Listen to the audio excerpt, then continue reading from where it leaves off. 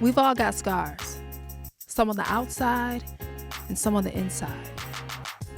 But we can't be defined by our scars. I've spoken with some extraordinary people about how they've become empowered by their scars. This is I've Got Scars, baby. All right, so I am so excited right now to have my next guest. Oh my goodness, Miss Sita Lewis. I am so excited. She is an incredible entrepreneur, and she is the owner, the founder creator of Miracle Buttercream. And yeah, she is in the building, okay? And today we are going to talk about starting over at 50.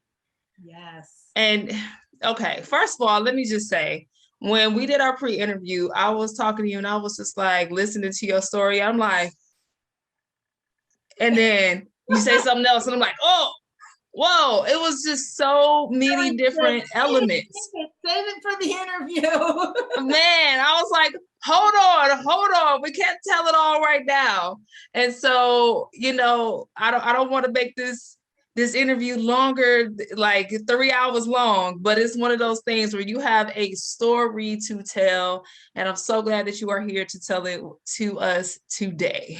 Thank you so much, Audra. And I am super excited to be amongst some of the amazing people that you've had on I've Got Scars, baby. I love your interviews. I feel honored and excited to tell my story. And let's just get started.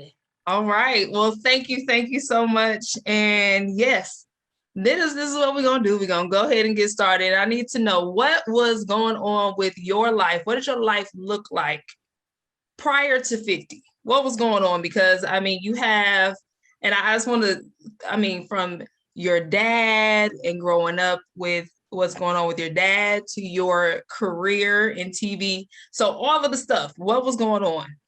So I'm going to make a long story, not that long. I'm going to try to make it too long. But we did talk about some really interesting things about my life. I grew up in a household, it was 8 of us. And it wasn't always 8 of us. It started off with I had a smaller family. It was my mom, my 2 brothers, and my dad. And when I was 12 years old, my mom was murdered. And that was one of the most traumatic things that I think any 12-year-old could ever really experience. So, imagine if you take yourself back to 12 years old, when you think of your mother, you think of somebody that if you lost that person, you would be lost yourself. That's how I always internalized my relationship with my mother, because it was a good relationship. And then she was only 31 years old. I was 12 years old, and instantly she was just gone. Okay. And so, I went through the process of trying to process that as a little girl, and my mom was Italian and my dad was Black. So I didn't even know my Italian side. That was for traumatic reasons as well. My mother's family disowned her. It was actually her father, but they disowned her for marrying my dad, who was a Black man. And back in the 60s, when I was born, Blacks and Italians, that was not a thing, And so when the races came together like that, it caused a lot of controversy in the community, and especially in her household. So I didn't, I couldn't retreat to my mom's side of the family. I only had my dad's side of the family. And then I was the only girl. So my dad kind of like put me in this role to just, just be that kind of woman that can do anything, cook, clean, be educated. And so I was on that path after I lost my mom. And then I had a stepmother come into the picture, and she had a son, and then she had a son with my dad.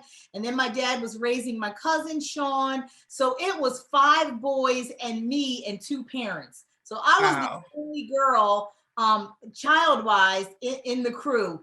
And so that gave me I think it gave me a little bit of an advantage, because my dad was always, you got the kitchen, you got this, you got that. So I had to have like creativity in the responsibilities that I was given. Yeah. Then my stepmother owned a beauty salon. So at 13, I think 14, 15, 16, and 17, I worked part-time at the beauty salon. And I didn't even want to work at the beauty salon, but my dad like forced me into it. Said, you know, you got to learn some entrepreneurial skills because he was an entrepreneur. My stepmother is an entrepreneur, but I don't want to be doing hair. And, you know, I didn't realize it was the working at the salon that was teaching me things that I would learn way after, you know, after 50 years old. Yeah. So played a huge part in my story. And I ended up going to college, coming out of college, and I went straight into television. I was a production assistant, associate producer, and then finally producer for many shows. I worked for BET for almost 15 years. I worked for Telepictures. I worked for King World Productions. I worked for Ambush Makeover. It was a lot of syndicated shows. I worked for Showtime at the Apollo. So I had not an entrepreneurial background myself. Yeah. I had a production and entertainment. I even went into the music business for a little bit of time. I was traveling with a female rap group that I got signed to Def Jam. So my life was exciting, but it was still a lot of tragedies along the way. You know, that when I think of the title of your podcast, I think if anybody has lived any life, they've got some scars. Absolutely. Absolutely. It might not be the scars that you can actually see, you know, because we know that you have some physical scars, but we know that the scars that hurt the most are the emotional scars and the different things that we go through. So of course people thought that my life was just such a fairy tale growing up in a household. Now, yeah, let's talk about that part, the fairy tale of growing up because of the work that your father did. Now, your father wasn't just, you know, going and you know, doing construction. You know what I'm saying? Like you grew up around celebrities. He was an entrepreneur, and he was in the boxing industry, and he became a legendary boxing promoter. His name was Butch Lewis. He was in the rankings of Don King, Bob Arum, Rock Newman. They were all, you know, in that same lineup, in that same time frame. Matter of fact, my dad promoted many fights as a duo with Don King. They called themselves the Dynamic Duo. So I was constantly involved in going to Las Vegas and going to Los Angeles and going to award shows and you know, Super Bowls and All-Star weekends. And then my dad got into the producing TV shows and movies. He became executive producer of. So people people really looked at my life like, oh, you know, like she doesn't know anything about struggle. She doesn't know what it means to really struggle. And one thing that I am so thankful and grateful for was the type of entrepreneur that my dad was the type that he didn't get money because some big check came because he was an athlete. He didn't get big money because he went to college and became a doctor and had his own practice. He literally built his business brick by brick and with no college education and nobody giving him anything. And he just always felt like if you have a can-do attitude, and you have faith in God, that's really all that you need. So he instilled in us, I mean, things that me and my brothers never thought would actually help us later on in life. And now that I'm older, it's like I'm constantly hearing my dad's voice, you know, repeating in my head the things that he used to say. You know, I used to call him and I say, "What you doing, Dad?" And he would say, spinning plates. And I would be like, what does that mean, spinning plates? You know, and what he was saying was, I'm doing so many things. I'm trying to keep these plates from dropping to the ground, because if one thing goes wrong, it's all gonna crash, you know? And so he was what you call a hustler.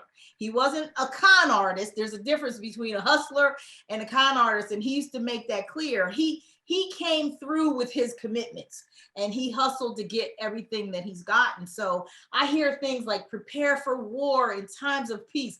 These are things that he was teaching me as a kid. Be prepared in life, because you don't know what's coming.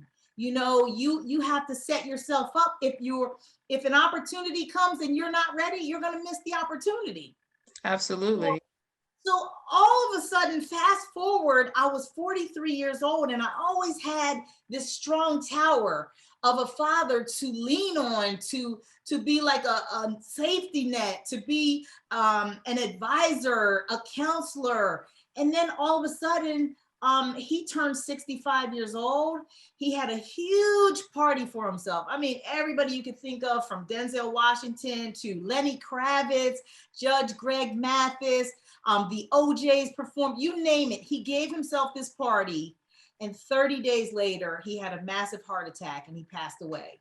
Oh my God. And it was so traumatic for me, because it was a certain lifestyle. I wasn't even thinking about the lifestyle when he passed away. That was something that I had to actually, you know, as time went on, I realized what my life was then is not now. You know, I was missing him and missing the emotional tie that I had to this person. Even though I said that I put my faith in God, really, as long as I had my dad there, it was like I had this safety net that was like God, like a God to me. Yeah. Yeah. And thank God for God. Right. So in this moment, you're at this place. I would imagine it almost feels like a high, in a sense, where it's like life is amazing. I, like, dad and I are super close. I'm getting to be around all these celebrities. I'm producing. You're in flow. Yeah. And then automatically, like, bam, it stops. I mean, when I say stops, I'm talking about, you know, when we traveled places, we would travel on private jets. He would say, oh, meet me over at the Teterboro airport, and I'll pick you guys up on the way to LA for the such and such award show. You know, so when those award shows and different things came around again, that's when I started to realize, okay, I'm not going to those places anymore. I'm not, like, he was also a ringleader of his own friends. They called themselves the Crew. And it was Wesley Snipes, Denzel Washington, Judge Greg Mathis, Steve Harvey, like all these types of names of Black men who used to come together. My dad was the ringleader, and they were like his best friends. Yeah. Without him, it seemed like the group just kind of started going their own way. And especially with his children, me being one of them. And I was the apple of my dad's eye, because I was the only girl. And it was like he was raising me to be his only son. You know, he had higher expectations for me than I think he had of my brothers. And so I always felt like I don't want to let him down. And then we were faced with, when I tell you my dad was the type of person that handled his business. That was one of his sayings. You don't have fun unless you took care of your business first. You handle your business first. That's a priority. So he always handled his business in life, but there was a couple of things that he couldn't control after he passed away that caused major lawsuits against his estate. So it caused my life to go into a whole different direction. Here I am trying to grieve the loss of my dad. And now I'm faced with lawsuits that are so much bigger than me. And they are threatening, you know, everything that my dad ever worked for. And these are just people who came out of the woodwork with, you know, just claims that were just so incredibly crazy that you still have to fight them. You know what I mean? And it's amazing how and what people will do for money. And so I started to have a different relationship with money. At the time, I started to and it was really what my parents, my mother too, you know, up until 12 years old, you know, my mother and my father always taught us that material things, they come and go. They really don't mean anything. We work hard so that we can be able to take care of ourselves and then hopefully pass it on to our children and their children and create some type of generational wealth that we can, you know, that we can build for ourselves. But we never got wrapped up in things, you know. I never was the type that was like, oh, I have to be driving a Bentley, or I have to be driving a Benz, or I can't drive. You know, he taught us, and my mom taught us to love life and to enjoy life and to be appreciative and to be thankful for the things that we have. So all the things that they really gave us, not the monetary things, but the things that they really gave us were things that people couldn't take us to court for. People couldn't fight us for that. You know what I'm saying? So that all of that upbringing had to kick into fifth gear. And I literally, for a couple of years, just to pay attention to the legal letters that were just going out every day. I mean, me and my brothers even had to secure our own attorneys to fight the people that were, I mean, people were coming at us with the most ludicrous things you can imagine. I mean, the things that they wanted from my dad's estate. Yeah. You know, we want his Bentley. That will help solve our problem. And we were like, the Bentley? Like, what? I mean, it made it very clear about money. It was about money. So for you, I really had to. So for you during that time, they're coming at you about the money. Were you still able to kind of live your life? Were you still able to work the way you were before? Were you still able to kind of have your own life, or was this kind of taking over? Well, what happens when you leave television is that the minute that you leave, you are only good as your last show. And you better hope it was just on 15 minutes ago. Yeah. Because if you say, oh, you know, I'm going to come back to TV after being away for a couple of years, one, the technology has changed dramatically in 2 years. So it was hard for me to even get a job back in the television industry. So so you did have a break. So when everything happened with your dad, how much time did you take off? It was almost 2 years, 2 years and change before I actually got back into a television job. And it was kind of a downer for me because I felt like my brothers were depending on me to help with the lawsuits. So I had to be the responsible person in the family. You know how there's always that one in the family that just kind of like handles the business. And I wasn't the executor. So I wasn't the person that could make final decisions. I was just watching to see what was going on with the executor and with the other attorneys. And it was, I mean, when I tell you it's draining, because you see attorneys that are putting themselves on $60,000 a month retainers, accountants that putting themselves on $35,000 a month retainers. Now, mind you, this is the money that my dad worked for, and me and my brothers don't have access to it because the estate is in probate. So we're watching this just drain away. Mind you, I wasn't working. I wasn't bringing in an income. So I started to experience some serious financial hardships where I'm talking about, I almost lost my house. I almost, I had to have my house modified, the mortgage modified, and go through this long modification process. And I was like, Lord, I was praying the whole time. And I think one of the things I said to myself was, it is not what it looks like. Don't go by what it looks like. Go by what you know that the Lord has promised you. And that was like my mantra. Like, it was even at my dad's funeral, when I didn't know what was coming. And I always had, like, you know, God as a source, but I didn't realize how much I was going to need him at that moment going forward from the funeral. And a scripture came in my mind when I was in the funeral, when I was sitting in the actual, you know, seating of the funeral, that was, Satan has meant this for evil, but God is going to turn it around for good. Anything that Satan means for evil, God is going to turn it around for your good, for those that love him and believe. And I was like, wow, Lord, why are you bringing this to my spirit at a time like this? You know, I'm grieving, but what does this mean?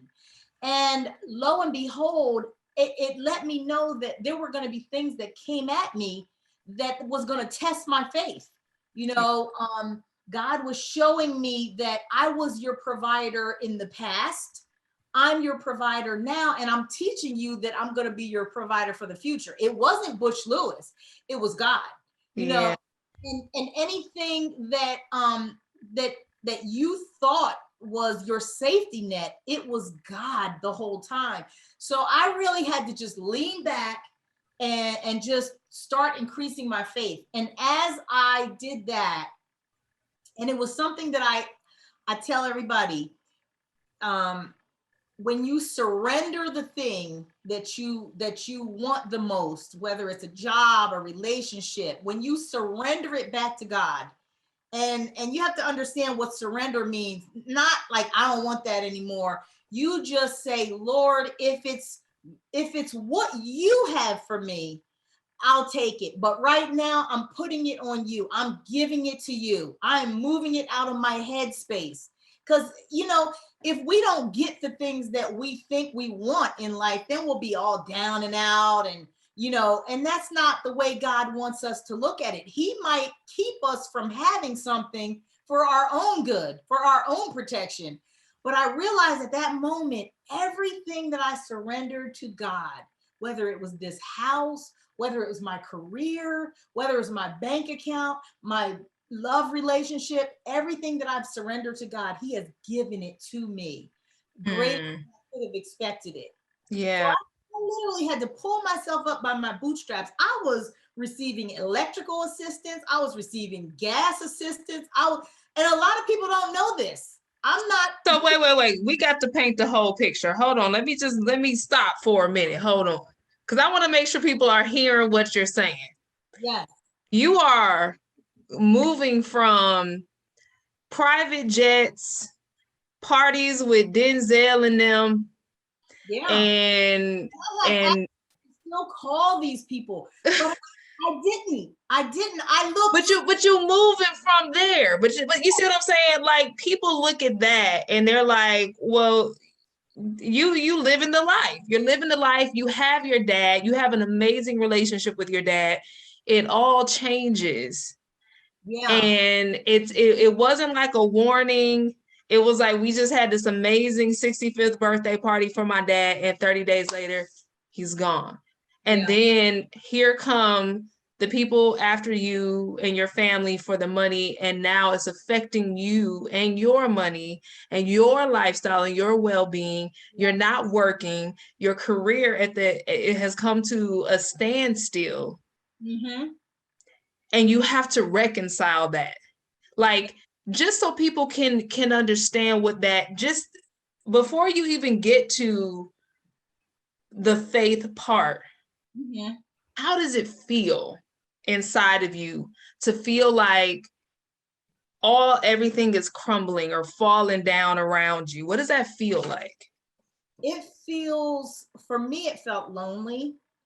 It felt lonely because I felt like my dad had certain friends, even the executor himself, who I won't name, but this man was a billionaire, didn't call us and say, a couple of his friends did call, and I will call them out. Denzel Washington, he called me on a regular just to check my spiritual health, my emotional health. But there were others that they could change my situation like that. And my dad was there for all of them. But, no one really called like that. And he had another friend, Fareed Ahmed, who also called to check on me. And actually, now that I'm thinking back on it, I remember Fareed calling me and saying, "Is there anything I can do for you?" And I just broke down in tears, and I was like, "You can help me pay my mortgage this month, because I don't even know where I'm gonna get that." And he literally wired the money to my account to pay my mortgage, and then he wired it to my account another time. And then I remember him calling me just out of the blue and saying, "Is there anything that you need right now?" And it was always so hard for me to actually speak the words that I actually need something. And I remember I had this mattress that was like so old, it was sinking, literally. You know how you have those old mattresses, they don't have the springs in them anymore. Yeah. And they're just, my back was so messed up. And I said, "Fareed, I don't know how to say this, but I need a new bed." And he said, "I need you to go to the bed store tomorrow and call me from the store." And I called him from the store, and he told me to hand the phone to the salesperson, and he gave them his credit card number and said, "Whatever bed she wants, that's the bed I want you to get for her." And so I was like, that feeling of feeling lonely, it was like, oh, somebody's here, Yeah. because now I'm at a place in life where I don't have either of my parents. I don't have any children. So I'm in a space of really feeling like I have friends, of course. Yeah. It's a feeling of loneliness, like what you said. How are you interpreting how your life has gone from, celebrity parties and private jets and driving around in a Bentley to, calling the electric company saying, "I need you to help me with $150 a month." Like, Exactly. It just feels like God's forgotten about you. It feels like you're feeling lonely and down, and then you're putting on a smile for other people. Not saying that I wasn't like explaining to people my situation, but I wasn't looking for anybody to give me a handout. I was really trying to come up with ways that I could just work. And one of my friends, she hooked me up and got me on, this is when I started to go back into television. She got me a casting position on America's Got Talent. So I was like, oh, I'm getting back in the game. I'm, yes. Check again. I'm like, well, we working together on that show, girl. I was doing casting. Oh, you worked on it too. I worked on it too. Casting from here, right here. Nice. And then I got that casting job led me to getting a job on Love and Hip Hop New York. And so I was like, okay, so now I'm getting back in the groove. Yeah. I'm in a different world. I'm in casting, but yeah. who knows? When you need a check, you need a check. Yeah. So, and then I got put on to the Bethenny Frankel show. When Bethenny Frankel, one of the housewives of New York, own show, talk show, I literally applied on a website that I saw online. It was called entertainmentcareers.net. And I just went on there and sent my resume. And I thought it was a fluke that they called me, but you know what? Nothing is a fluke. No. Nothing is a fluke. They called me and they brought me in. And I remember Ed Glavin, the executive producer of the Bethenny show, who was the executive producer of the Ellen show. He happened to be in the building at the exact same time I was doing my interview. And the person that was interviewing me said, oh, we have the executive producer here. He'll talk to you while he's here, blah, blah, blah.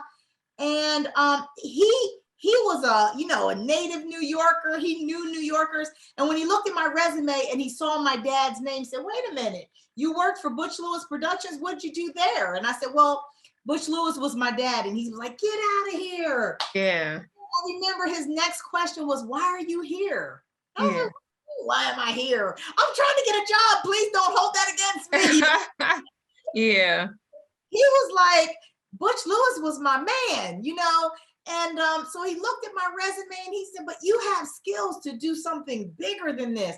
And I said, I do, but this is what I have to do right now to pay my bills. Like, please, and they gave me a chance.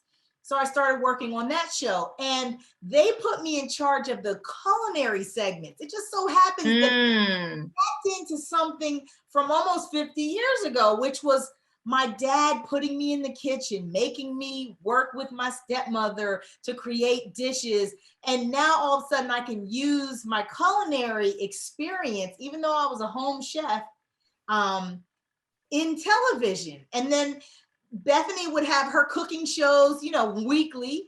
And my first segment that I had to produce for the Bethenny Frankel show was with Martha Stewart. Now, it doesn't get more dreamy than that. I was nervous. I was sweating. I was like, who cooks for Martha? Of course, she came in, kind of pushed everybody out the way, but it gave me an up close view of what I was supposed to be doing, even though, she was kind of bossy and was like, move out our way. We're doing it our way. I got to watch firsthand a pro, and I always put it as a positive. I didn't say, oh, she pushed me out of the way, No, I was still in the room. God put me in the room.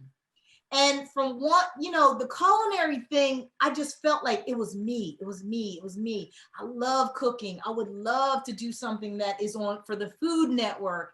And so, I started to talking to my girlfriend, Lisa, and I said, we got the on-air skills. We got the production skills. Why don't we just do our own cooking show, but we'll make it a cooking talk show. We'll have celebrity guests come to our kitchen and we the hottest show on TV. So I used one of my dad's relationships over at NBC to take a meeting with Peacock Productions. They took a meeting with us like that. They sat down and they listened to our pitch and they were like, we're signing y'all. We're signing y'all. We're going to get y'all. We are going to do a sizzle reel and shop your show to, the Food Network, the Cooking Channel, wherever we can get it placed. And we were high as a kite. We were running around Rockefeller Center when we came out of the meeting, right in Rock Center. And we're running around taking pictures and awesome. Then we was diagnosed with breast cancer. Like almost 30 days later. It was devastating because she found out that she had to have a double mastectomy like instantly because it was stage 3 or stage 4, something. It was so traumatic for me because it's like we finally, we have our pilot, so to speak, done. We edited that together, and now we're back at square one, and now I'm sad for her, but I'm like, what do I do with myself? Do I move on and go on without her? And it was something I had to pray about, and God just said, you have your own idea of your story, but I've already told your story. I am the author and finisher of your faith. So I've already put your whole thing in action. So you just have to go with, remember what I told you. Don't go by what it looks like. Go by what you know. And God put the scripture in my head, and I never let it go. It's Romans 8:28 says, all things work together for the good. Not some things, not a few things. All things work together for the good of them who love God and are called according to his purpose. I knew I loved God. So I said, that scripture has to pertain to me. So no matter what the trial or the challenge or the tragedy or whatever it looks like, if you love God, it's working for your good in the end. Just like that scripture that God dropped in my spirit at my dad's funeral. Satan meant it for evil, but God is going to turn it around for your good. And I just started to just get excited thinking about that. So I decided once again to apply out of nowhere to the Food Network. I said, you know what? Maybe I could just win my own TV show. There's a show called Food Network Star, and I'm going to apply for it. Thousands of people apply for it, but I'm just going to take my chances and see what happens. And I submitted some of my YouTube videos of me cooking in my kitchen, right in my little teeny tiny, like 6 foot by 10 foot kitchen, you know, ain't no fancy island or nothing like that. It was just videos that I put on YouTube. And I would say after 3 rounds of interviews for the Food Network auditions, I was actually, I got a phone call and they were like, are you sitting down? I said, yes. Like, what's going on? And they said, well, out of about 13,000 people, we picked you. And Wow. I lost it. I said, Lord, you're going to give me. I knew that's what it was going to be, God. Thank you, Lord. Thank you. So I go, you know, so I prepare myself. I pack up. I actually had to start, I was renting out a portion of my house to be able to make the mortgage, right? Yeah. So I had this studio apartment on the back of my house, which turned out to be a huge blessing. And I'm bringing in like $2,000 a month off of this studio apartment. Now, mind you, we living in the New York City metropolitan area, and that's what you can get for a studio. So I knew that I can go to LA and be in this show as a contestant and still get my mortgage paid, right? So I'm still struggling, but the struggle is getting a little bit lighter, you know? Yeah. So I go out to LA and I'm competing on a national reality show on the Food Network with Bobby Flay and Giada De Laurentiis and Alex Guarnaschelli and all the Sonny Anderson, like all these chefs are there. And I'm not a chef. I'm just a home cook, you know? Yeah. I own a restaurant. I'm not a restaurateur. Like, who do I think I am? But I'm in the room, you know? I'm just in the room. And so I was like, just work it, Sita. Just do what you've been taught to do. And I didn't make it to getting my own show. You would know that by now. Eddie Jackson was the winner that season. And I left and they had Star Salvation. They brought me back and then I got kicked off again. So I said, well, you know what? I was there and I started teaching culinary. I started taking that culinary thing to a whole nother level. And I started teaching culinary in Harlem at the Harlem Children's Zone. And it was an after school program. And my girlfriend, she was with the organization at the time. And she was like, Sita, you can teach television production and cooking. And we can combine it and do like a cooking show at the school. We did so many episodes of a cooking show. We had it recorded. I was teaching the kids how to edit. And I felt like, you know, this isn't one of those glamorous TV jobs, you know? Yeah. It's another job to just keep money in my pocket and to put food on my table and to be a motivation and inspiration to young people and say, you know what, you can do this. So this was still prior to me turning 50. I hadn't turned 50 years old yet. But in 2016, I realized that I had students that had eczema so bad, neck, I'm talking neck, arms, and it's very prevalent in the African-American community. So I'm in Harlem, New York, teaching these inner city kids how to do television production and culinary. And I said, you know what, guys, we are not going to cook a recipe that involves food that we eat. We're going to make some food for our skin this week. I got the school to order, you know, I ordered all these natural ingredients because I used to be one of those people that were known for concoctions. Oh, if anybody can make a concoction that's going to change your hair, your skin, and your nails, or whatever, Sita can. And I said, I'm going to take my culinary skills and show them, how I cold press this skin moisturizer that I bet you is going to change their skin. Well, we did it as a Christmas project in 2016. And when I tell you, they went home for the Christmas break, came back and was like, Miss Sita, look, my eczema is gone. Look, my bumps and my rash is like, you can't even see it anymore. And I was like, wow. So the bells didn't go off. It was the school and the students and my friends who encouraged me to turn my skincare recipe into a business.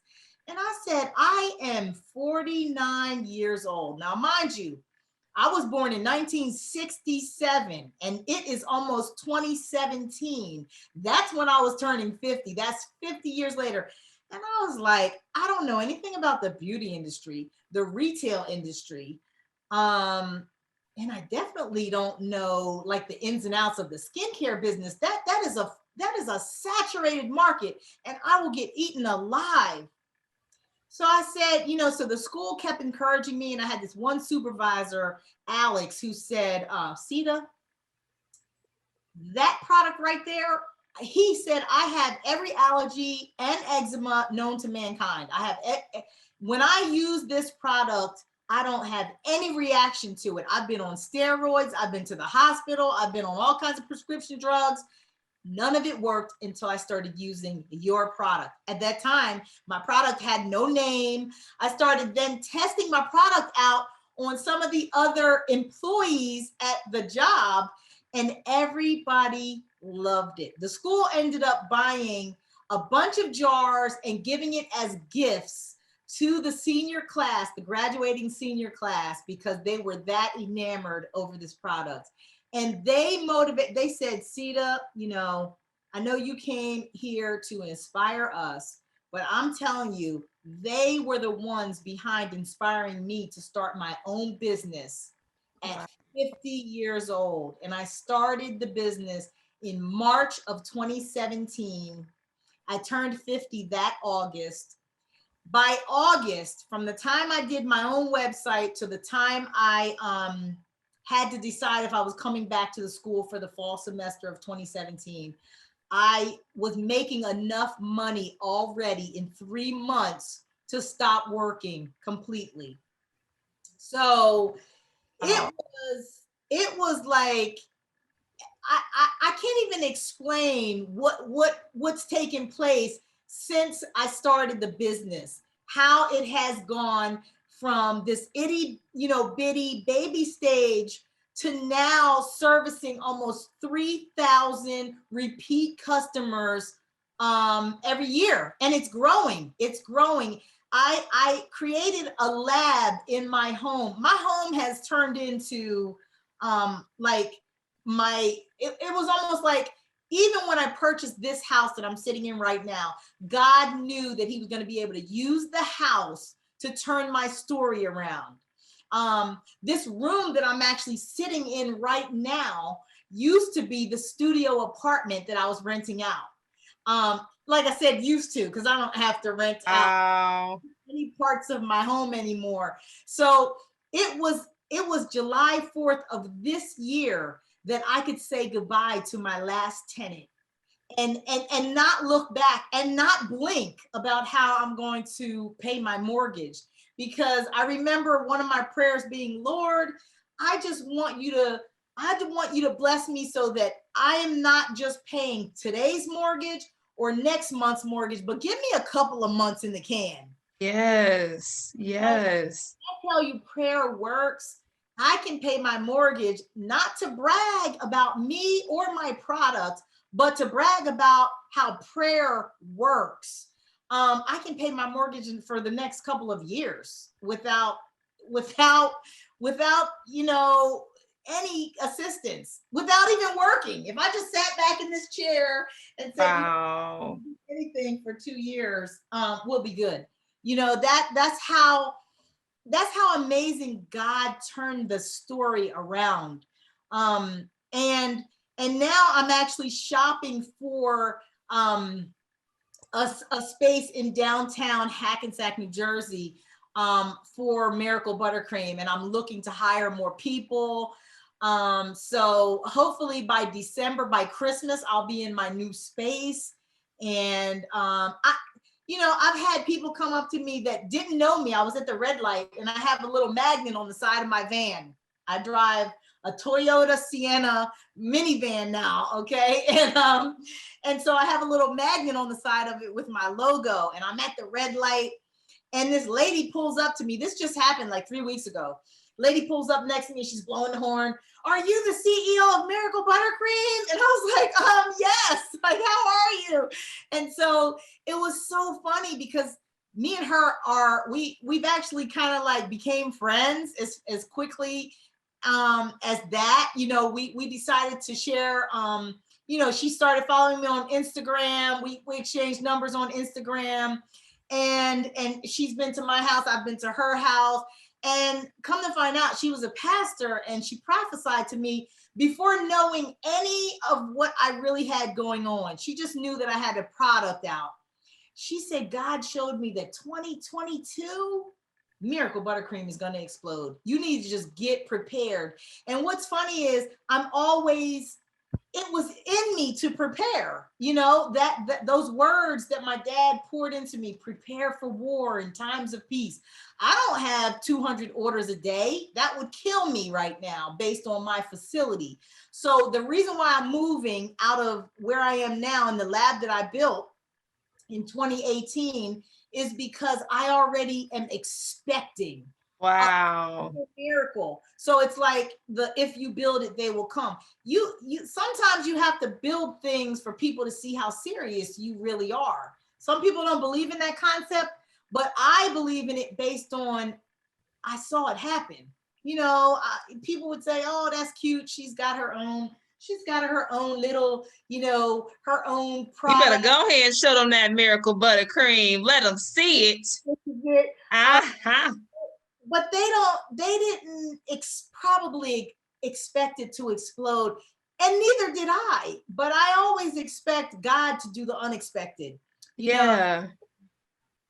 People say that, prayer is just this thing that we do to make ourselves feel good. But to me, prayer is something different. Because the first year in business, I think I made like, I don't know, $25,000. This was in 2017, but I still had the apartment and I was renting that out. And so I had that cushion that it was always bringing me $2,000 a month to add to my expenses. Yeah. And then I just kept saying, "Okay, Lord, I'm just gonna, just keep building on what you gave me. I'm not gonna just go out and buy, a car or whatever." I said, "Lord, I just want you to double what I made this year, next year." So the following year, I think I made $60,000, and I said, "Oh, wow, Lord, you more than doubled it." And that was my prayer. So I said, this prayer thing really does work. So that year I said, "Lord, it's always in January after my big season of sales. I say, "Lord, I want you to double it again." The very next year, after making 60, I made 120,000 in sales. And I was like, "Wow, Lord." And when I actually showed my accountant, my growth, he said, "Sita, you will reach," this was at the end of last year. He said, "You will reach $300,000 by the end of the year." And every year I surpass what is expected. And I'm just really grateful. And again, it's not to brag, it's to say that you can do anything that you put your mind to and that you ask God to show you how to do. You interviewed Tabitha Brown, and Tabitha, I tell you, she doesn't even know me. She doesn't know how inspiring she is to me, but she picked up my product one time. she didn't have to do this. She's not a friend. She doesn't know me. And she said, this product right here, I love it. It is amazing. And she put it on her Instagram. Now, you know what happens. Oh, I already know. Put something on their Instagram. First of all, most of the people that she talks about their stuff, they sell out. But I didn't, you know why I didn't sell out? Because I probably had $200,000 worth of product when she actually said it. So I was prepared. Like, you have to be prepared. So I didn't have to put sold out under my products. I had enough product. And mind you, this isn't a product that somebody's just shipping me and I'm selling it. I make every product by hand. My hands touch every jar. So it goes through quality control. It goes through inspection. And I mean, I have 19 different scents in 3 different sizes. I have body oils. I have beard wash. I have a men's collection. Like, it just keeps growing, you know, and I prepare myself. And so when Tabitha did that for me, it was August of 2020. I mean, I was already reading my numbers during COVID. Okay, so while the world was going crazy, everything was shut down, I'm making product. I'm running to the post office. I'm making product. I'm running to the post office. And then the end of the summer, Tabitha Brown, you know, does a sit down, and she talks about it again 2 times. I said, wow. You know, when you got something good, when an influencer like Tabitha Brown talks about it for the second time, about it. So I feel so grateful and honored. I tried to go see her when she had her book signing here in New York. It was completely sold out. I was begging people for tickets, Bevy Smith. I was like, please help me. Somebody help me. I just want to meet Tabitha and be able to tell her. Let me tell you.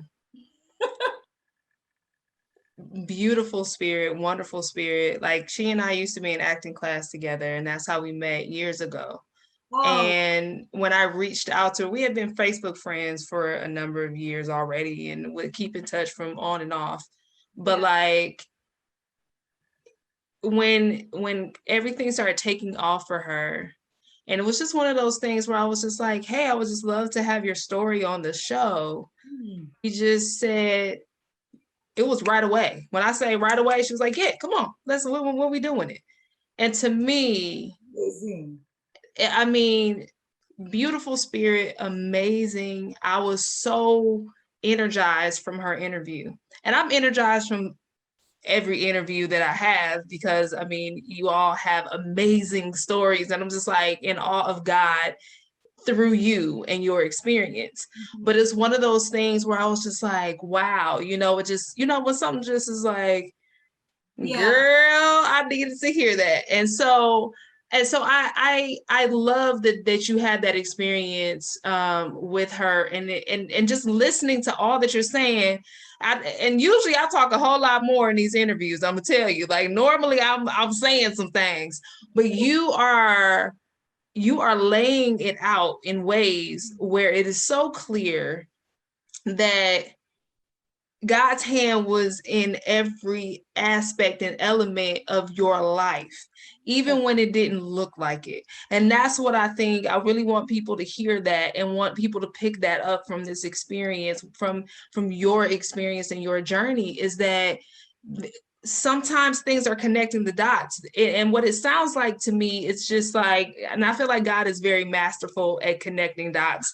And I've seen dots connected in my own life. But imagine the time when you were in the kitchen cooking with your stepmom, and all of that leads up to this Food Network show, and all of that is like, okay, well, let me teach the kids. And then it's like, oh, I got some eczema. Next thing you know, you have a business. This, like, what are we talking about? Who could have thunk it? Who exactly? Yeah, when one of the things that Tabitha said to you in the interview that she did with you, which resonates with me, was you work while you wait. Like, when I was going through all those feelings of being down and being out, I was like, what can I do? I didn't have too much pride that I wouldn't go to ShopRite and stock shelves if I had to. I will do whatever it takes to take care of myself, that's respecting myself. And one of the things that she said was that she was driving Uber, like a beautiful, spirit-filled woman, that God was going to help change the world, was driving Uber. It's a lot of people that would look down at that and say, wait a minute, you're doing DoorDash, you're doing Uber. Like, honey, if I had a car, that would have been the thing that God gave me. If Uber was going on in 2013 when I was going through all of this, honey, I would have been driving Uber. Okay, you would have seen going down the street, and I would have had one of them neon signs in the window that said Uber. You know, like in my game. But it was because she was being obedient to the word of God that's when he started speaking to her, when she went to the Whole Foods and she was sitting in the parking lot eating the fake bacon. And she was like, I should videotape this, and boom, just like that. And I think that's absolutely the thing. And one of the things that stood out to me in that interview was that she had no desire to necessarily be a vegan food influencer. That wasn't it.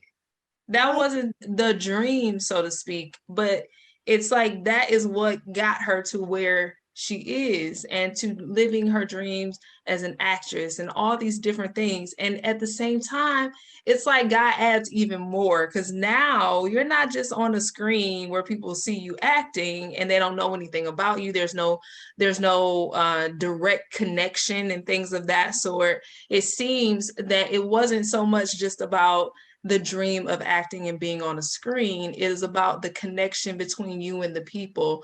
And I thought that was just really beautiful. And what I see in your story is that it really is like, oh, yeah, no, Sita, I didn't want you to just be on the screen, just making food, and then people have to go home and, you know, they're watching you. That's cool and everything. But I want you to touch jars and put your love into a product that is going to heal them. You know what I'm saying? In various ways. And I love how much that takes it to a whole other level in many ways. Yeah, you know what you just made me think of? I'm in the grocery store last week. I'm walking through the cheese aisle looking for my favorite cheese. And I look at my phone and it's Michael Collier calling me, the comedian. So I said, so I was like, hey, Michael, what anybody else, I would have been like, oh my gosh, I'm in the grocery store.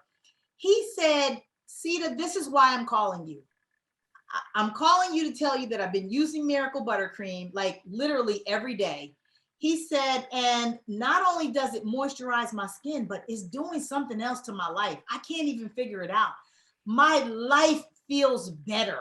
And I was like, thank you, Lord. But you know what? It was like I needed to hear him say that, because, you know, it's something that I pray for. It's something that I pray that not only will whatever person that touches this product, will it, you know, heal their skin? Will it moisturize their skin? But will it heal their relationship? Will it heal their finances? Like it will heal their, you know, just the different things that people are going through. So I before it leaves me, I say, Lord, that's what I wanted to do. So for Michael to call me and say, I can't explain it. I'm telling you, I'm not making this up. I'm going to make sure that he watches this. He said, I can't explain it, but I feel better every day that I go out when I've got that Miracle Buttercream on. And I started laughing and I said, well, it's a miracle and I don't create miracles. So we know we're miracles. Oh my goodness, girl, you about to have me over here just running around up in here with joy. Okay. That is just, again, I just have to say, I've said this, I don't know if I've actually said this on the show before, but one of the reasons I do this show, this podcast, is because honestly, I get to see how God moves in other people's lives, but it's like I get to see God through other people. Mm-hmm. And it's just a reminder of the beauty of life. You know what I'm saying? Because everybody has a story that is so phenomenal. I'm just like, I don't understand. Right. But it also is just a reminder of, but that's God though. That's how that worked though. You know what I'm saying? It's like a miracle, but it's also, that's just what it is. It's the standard and the miracle at the same time, if that makes sense. Yeah. And so I just, this is fantastic for me to just listen to. So for you, what would you say to someone who maybe they're about to turn 50, maybe they're about to turn 60, maybe they're turning 40, 30, and they're just like, but I'm not where I want to be. I don't know about this. I had some setbacks in my life. Like, I had some dreams and aspirations. Some things didn't quite work out. What would you say to that person? I would say, here's something. God always puts people in my life that inspire me when I'm feeling at that moment. And I remember two people said something to me. One person said, Sita, just shoot the arrow. Just imagine archery. Shoot the arrow. Sometimes we're so busy trying to make sure that it hits the bullseye that we never shoot it. We're just so busy practicing, looking at the bullseye, thinking about what we have to do to prepare. Just shoot it, and wherever it lands, work from there. Work from there. And then I remember my sister-in-law, Shalia, she gave me a piece of advice. I'm a producer, so I'm a perfectionist when it comes to what I'm going to put on the screen. I want to make sure my hair is right. I want to make sure my makeup is right. But we're not living in an age where people care about all that. You just got to get it on the screen. So I remember before I did those home videos of me cooking that I didn't know was actually going to explode into all of this. I remember telling her, I'm gonna start, but I don't know when I'm gonna start because I gotta have a cameraman and I gotta have my my makeup and my clothes. And she said, Sita, get in the kitchen and turn the camera on. That's all you gotta do. People don't care what you're wearing, what your makeup looks like. They want your recipes are so good. They just want to see how you made it so they can make it too. And so now if I go back on those same videos that I posted, they're on YouTube. I had an old page called Sinfully Good TV, and that's where my videos are. And I'm reading the comments in those videos. And I mean, I had people, offering marriage proposals all the way to, oh my God, girl, I made those barbecue wings that you had. And I got a marriage proposal, Wow. My husband couldn't believe, so it was like, it all started from somebody saying, just start it. And then don't worry, don't try to think it through to the end because you don't know the end. Remember, when I thought I was going on the Food Network, I thought I was coming home with my own show. I was like, oh, yeah. I've been on TV before. I've been in front of the camera, behind the camera. There's nothing but I got so nervous in front of, it was a whole different vibe when you are cooking under stress and you have cameras on you from every angle. And I mean, like, it's not fake. What's going on behind the scenes is real pressure. I've seen one of the girls that was on the season that I was on, she just up and quit. She was like, I'm done with this. We out of wow. I'm going back home to my husband and my kids. And they just released her, but it was a lot of pressure. But I thought, oh, I can do this. But see, God put me in the room because that was just a step. Yeah. So we think like Tabitha, she saw acting. She was going to be this actress. She went out to California on a wing and a prayer.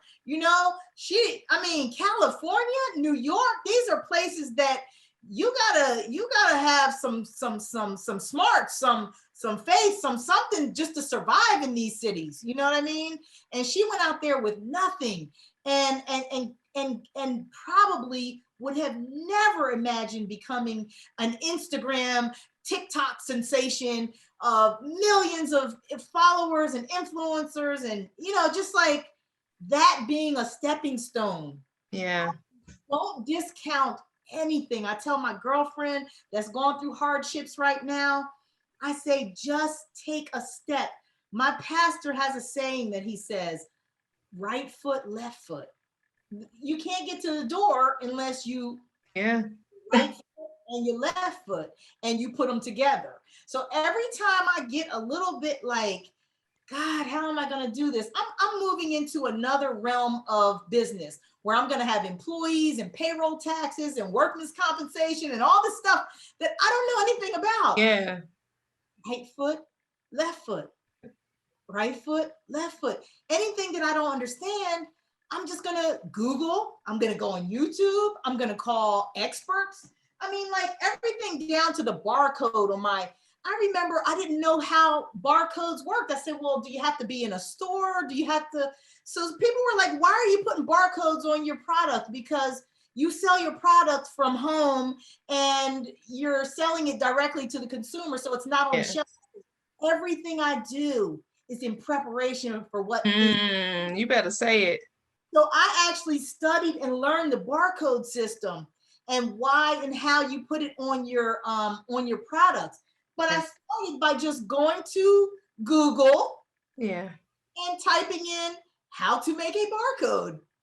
How to do a product product barcode. That's it. No, you know, the only difference between you and the successful person is that they didn't give up. They didn't give up when they said, oh man, I went to an expo and I had, you know, $3,000 worth of product with me and it cost me $3,000 to be at the expo. Well, I sold the $3,000 worth of product, so I came home breaking even. And I probably lost a little because, you know, I still had to pay for all the packaging and all the stuff, but I gained all these customers.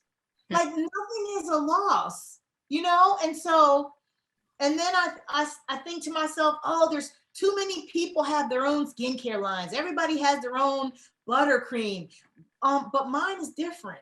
Mine is cold pressed. Mine doesn't get melted down. Mine doesn't get whipped in a machine. Like, you know how they have the whipper, all this air that puffs it out.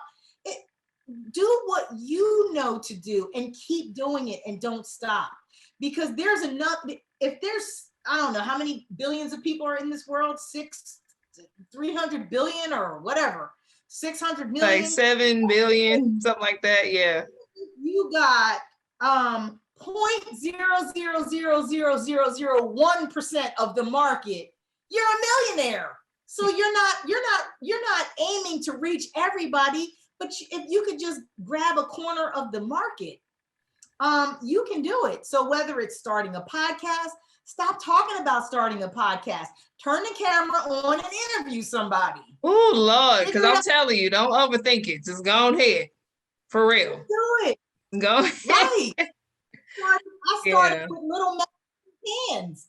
And then I had customers in Texas saying, oh, the product is melting and it's running out of the side. And I said, well, I got to come up with a solution, because if I'm going to sell my product to cities and it's going to be hot in Florida and Texas and Georgia, I got to come up with a solution. Honey, this will float. I have a video of this on my Instagram floating in the ocean. Not a drop can get out of this packaging. When you open it up, I have like a inner seal, another seal. I have a rubber seal that goes, and then it clamps down. There's nothing that can get in or out of this jar. So you could wrap your silk blouse and put it in the suitcase and ain't nothing coming out on your blouse. I can guarantee you that. So like you learn as you go. When a problem arises, you come up with a solution. It took me 6 months to try to figure out how to get these custom-made jars at a price that I can afford, and offer them. And now I'm at the place where my brand is like a teal color. That's like part of my logo. It's part of some of the look of my products. All my jars now going forward are going to be that teal color, so that when they're sitting on your dresser and you know where I got the idea? Ananda Lewis did a video. She just does videos on Instagram, and a medium jar of Miracle Buttercream was sitting in the background. You couldn't see the logo, you couldn't see the label, you could see the jar and the color of the jar. It was the teal color jar. She had people in the comments saying, that's that Miracle Buttercream in the background. She wasn't talking about Miracle Buttercream, but it's branding by identification. When you see a Tiffany bag, you don't have to see the word Tiffany to know that it's Tiffany. Yeah. You see color blue and you think, oh, that's a Tiffany bag. So now that's going to be my latest thing, to come out with the brand being part of the packaging. And when people, I don't care if it's in the background of a movie, when you see that, you're going to be like, hold up, that's that Miracle Buttercream. I got that. You know? I love it. I love it. I love it. So one more question for you. So what is one thing that you feel like you have learned on this journey, on your entrepreneurship journey, life journey, that you're like, this is something, wow, this is something that I've embodied. This is my thing. This is what I'm holding on to. What is that one thing that you've held on to? So the minute that you said that, and that's not something that you asked me in the pre-interview. So this is something that's coming straight from my heart. You cannot compare your journey to anybody else's. Your story is what you hold on to. Your story, you can look at somebody else on Instagram or on TikTok or on their website and say, hey, that girl is 22 years old and she just said that she sold out and she was showing her numbers clocking $1 million in 20 minutes. Or, Super Scent, the girl who owns Crayon Box, she can mention one new product and boom, it's sold out. And then I remember when I first started, I was always saying, well, what am I doing and God said, your story is not their story. If you had $1 million in sales today, it would wipe out your whole business. That's not what you're set up for yet. You just do what I told you to do. So what I hold on to is that my story and my journey is unique to me. Yeah. What God is going to do for me, nobody else can have. It's already been written. Like I said in the beginning, it's already been written what he has for me. So my ingredients are on the jar. We're not hiding nothing. Somebody could be allergic to something. Mm-hmm. You got people that are selling products. You go to their website, you don't even know what's in the product. Everything that's in this product is listed on here. It's not hidden. What God has for me is for Mama Sita. It's not for someone else, Yeah. And so I even have a young lady who, I don't know her, I've never spoken to her, but she started her own all natural skincare products. And she said, can you be my mentor? Now, a lot of people be like, why would I want to be your mentor? I'm doing this. You're doing the same thing I'm doing. I'm not trying to purposely create competition for myself. I can't create competition. There is no competition. What God has for me has my name on it already. He formed me in my mother's womb. He knew me like he knew. He knew when we don't know ourselves. He knows us. He knows every piece of hair, even the ones that I lose on my head. Okay. Yes. The ones that I add, he knows about those too. So, wow. For him to know us, I mean, how it should bring tears to everybody's eyes, because this is the Almighty with everything that's going on in the world. He knows you. Yeah. He knows your story. Your story is already. That's all you have to do is walk it out and understand that it's a gift. Life is a gift, And so that lady, she doesn't even know, but I'll buy a course. I send it to her because I know she's going to need that coming soon. She might not have the money to buy the course, but I just bought the course. So I send her a link so she could get on the course and learn the course too. Or I'll send her, oh, these are the expos that I started with for Sisters Only.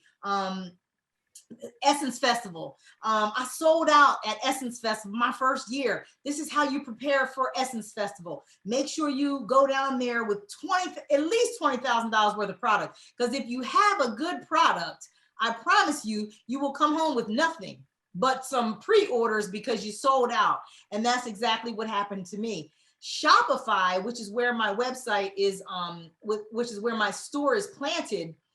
Shopify called me a couple months ago, and they said, Sita, so this is what in business is conversion, meaning when someone comes to your website, we can track that they were there.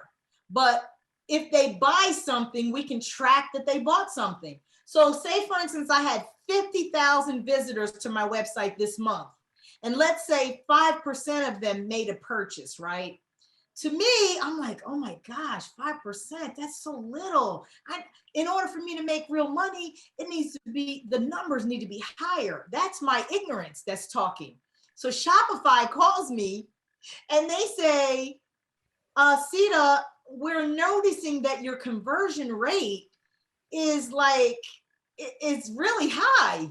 Yeah. What are you doing to get this conversion rate? And I said, wow, Shopify is calling me, asking me what I do. And I really didn't put a lot of money into advertising yet.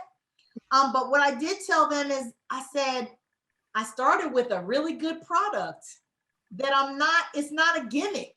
It actually helps your psoriasis. It actually, my aunt had a burn on her arm, and she's dark skinned, and the burn was like the color of this black on my shirt. And it had been there almost her whole life. She started using my product, and I mean, every day. It took months, 6 months. She was like, Sita, I don't even see that anymore. It's gone. Wow. That's why people come back. Huh. Because the product works. Wow. People had itchy scalp, legs that couldn't take certain fragrances, or it broke them out. You know, I have all natural, which has nothing in it for the people who have extra sensitive skin. And they say things like, I had rosacea my whole life. I put and my product, a little bit goes a long way. I put like 3 drops of this on my cheeks at night, and I just rub it in. And all races, we're talking white, Asian, black, you name it, Indian, they've used my product and they talk about the results the same. Yeah. So this isn't a product just for African American. We can use the butters more so than probably any other race, because that's the kind of moisturizer that we need for our skin.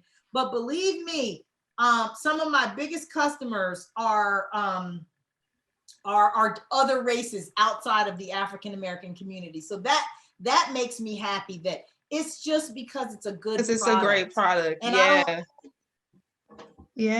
I'm thankful for that.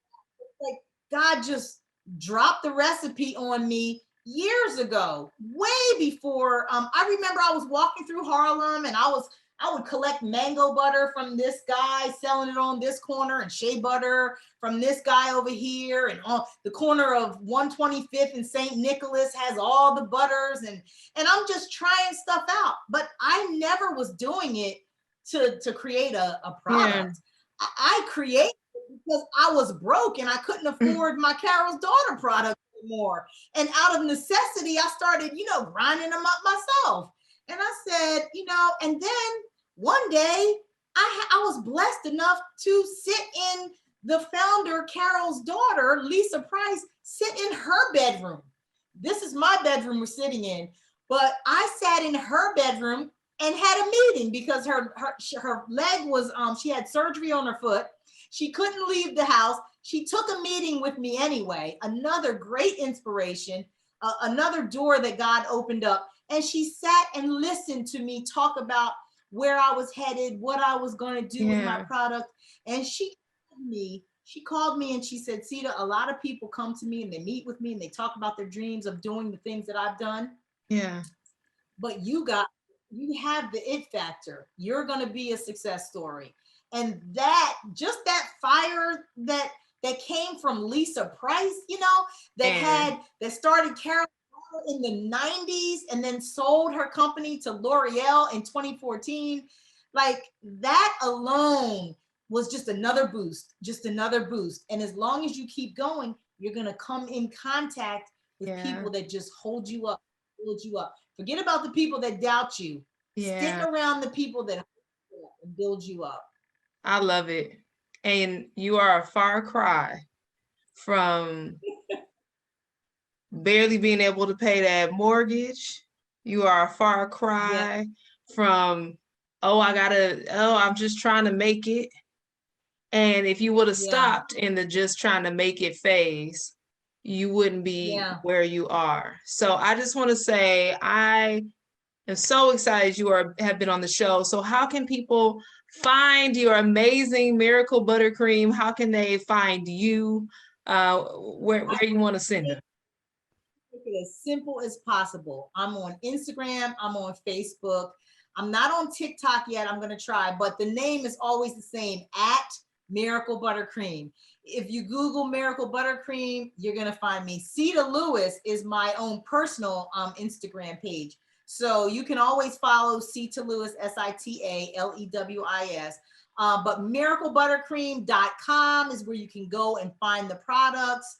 And if anybody wants to make a purchase and they want a discount for the first time 15 is the discount code. You can use it one time with a unique email address and it'll give you 15% off your entire cart. So go to Miracle Buttercream. You better come on now. And I think Miss Price is right. She like, you got something special because you have the energy, you have the drive, you have the faith, and you have the product that is actually it's helping people on deeper levels. And you know, Michael Collier is reaching out to you like, look, I need you to understand this is more than just something for my elbows. You know, I think it's fantastic. I'm so grateful to have had you on the show. What an amazing blessing. Your story has really, like, I was just sitting here like, oh Lord, what am I gonna get into? Like, that's how I'm feeling. I'm like, let me go and do some amazing things. Like, that's how I'm feeling right now. Doing amazing things. The key is just to keep doing it. And I truly appreciate you. Honor you. I feel honored to be here for having me on the show. And like Tabitha Brown, when somebody calls me, I can make an answer just like that. Yes, the answer is yes. Man, it's amazing. You are amazing. Thank you for pushing through. And that's why you're here, because you persevere through the dark times and you are here, and I just want to thank you for being a part of this show. Thank you. All right.